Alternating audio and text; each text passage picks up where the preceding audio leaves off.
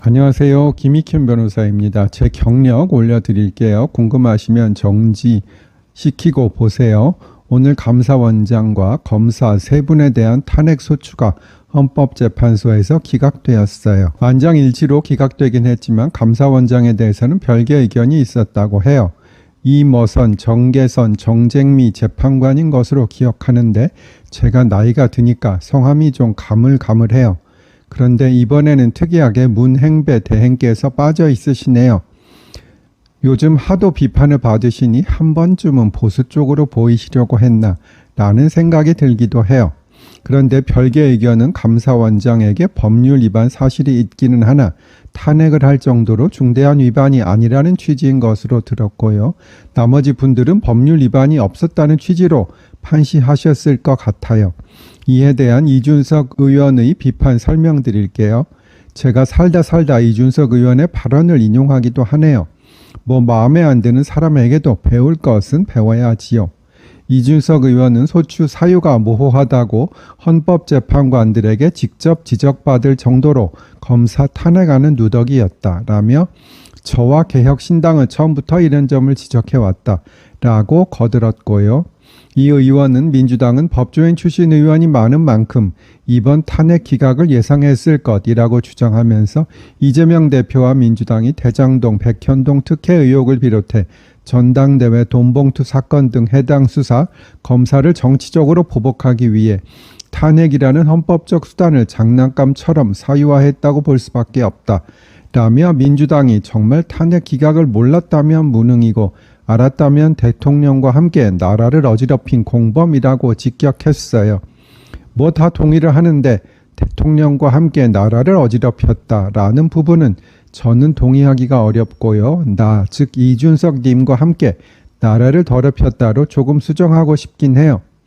제가 첼리스트 이호진 님과 같이 연주한 영상을 올리고 몇 분이 이준석 님과 같이 연주한 것 같다는 댓글을 주셨어요. 정말 이호진 선생님 너무 불쾌하실 것 같아요. 이호진 선생님 잘생기셨는데 어떻게 이준석님과 비교가 될 수 있었는지 제가 댓글 쓰신 분들을 대신해서 이호진 선생님께 죄송하다는 말씀을 올립니다. 이호진 선생님 첼로 소리 정말 좋고요. 인물도 좋으실 뿐 아니라 몸짱이시기도 해요. 궁금하신 분들은 유튜브에서 CELLINI 첼리니 이호진으로 검색하시면 돼요. 그리고 제가 오픈 톡방을 열었어요. 링크는 게시판에 있으니 편히 들어오시고요. 오늘 오후 3시 반 기준으로 한 260분 정도 들어오셨어요. 오늘 여러 사건의 탄핵이 기각됨에 따라 저는 민주당에서 탄핵 남발을 했다는 것이 확인되었다고 봐요. 그렇지만 민주당은 감사원장 탄핵 기각에 대해 최 감사원장의 경우 파면에 이를 정도는 아니나 명확하게 일부 불법적 행위를 확인했다. 라고 평가했어요.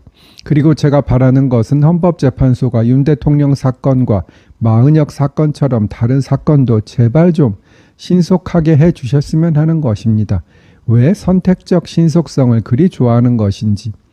그리고 정말 쟁점이 간단하고 주석 헌법재판소법에 명시적으로 나와 있으며 가처분까지 신청되어 있는 한덕수 대행의 사건 좀 제발 처리해 주세요. 윤 대통령은 민주당이 탄핵을 남발한 것이 비상계엄 선포의 한 원인이라고 주장하고 있잖아요.